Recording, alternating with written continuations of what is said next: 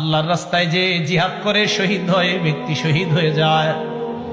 হাদিসের শেষে আল্লাহ নবী বলেন, দুনিয়ার মানুষ তোমরা জানো, লাউ ইয়ালামুন নাস মা ফিন নিদাই ওয়াস সাফিল আউয়াল, মানুষ যদি জানতো প্রথম কাতারে নামাজ পড়ার কি উপকারিতা, আর আজান দেওয়ার মধ্যে নামাজ আর আজান দেওয়ার মধ্যে কি উপকার, মানুষ যদি জানতো প্রথম কাতারে নামাজের কি ফায়দা, আজানের কি ফায়দা, সুম্মা লাম ইয়াজিদু ইল্লা আইয়াস্তাহিমু আলাইহি লাস্তাহামু আলাইহি, মানুষ যদি প্রথম কাতারের ফজিলত জানতো, লটারি করে হলেও মানুষ যুদ্ধ করে হলেও প্রথম কাতারে নামাজ পড়ার চেষ্টা করত।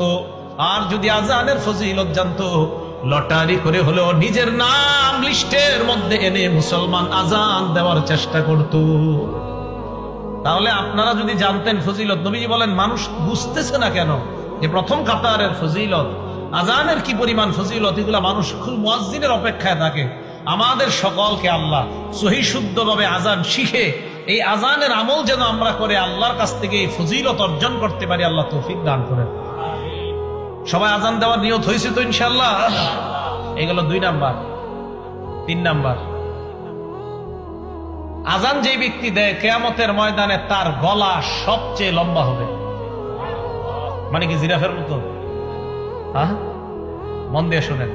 মুসলিম শরীফের 387 নাম্বার হাদিস, 387, আমাদের মাদ্রাসা সিলেবাস অনুযায়ী 387, মোট হাদিস সংখ্যা হবে 3033টা।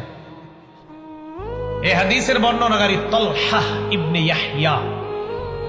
এই তলহা ইবনে ইয়াহইয়া ওনার চাচা থেকে বলেন, ওনার চাচা বলেন, কুনতু ইনদা মুআবিয়া ইবনে আবি সুফিয়ান রাদিয়াল্লাহু তাআলা আনহুমা।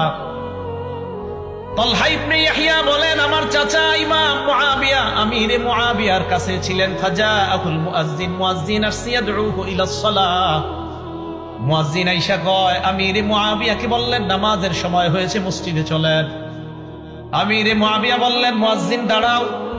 সামি'তু রাসূলুল্লাহ সাল্লাল্লাহু আলাইহি ওয়াসাল্লাম ইয়াকুল, আমি আল্লাহ নবীকে বলতে শুনেছি, আল মুয়াজ্জিনুনা আতওয়ালুন নাসি আ'নাকাই ইয়াউমাল কিয়ামাহ, কিয়ামতের ময়দানে মুয়াজ্জিনের গলাটা কোটি কোটি মানুষের মাঝে লম্বা হয়ে যাবে। লম্বা দ্বারা কি উদ্দেশ্য মনে রাখবেন? 2টা।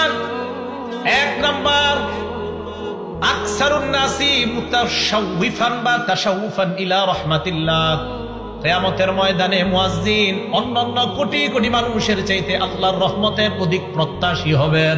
এক, মুয়াজ্জিন আশায় থাকবে যে আমি মুয়াজ্জিন ছিলাম দুনিয়াতে, কিয়ামতের মাঠে আমি রহমতের বেশি প্রত্যাশী। নবী বলেন এই লম্বা গলা দ্বারা এটা উদ্দেশ্য।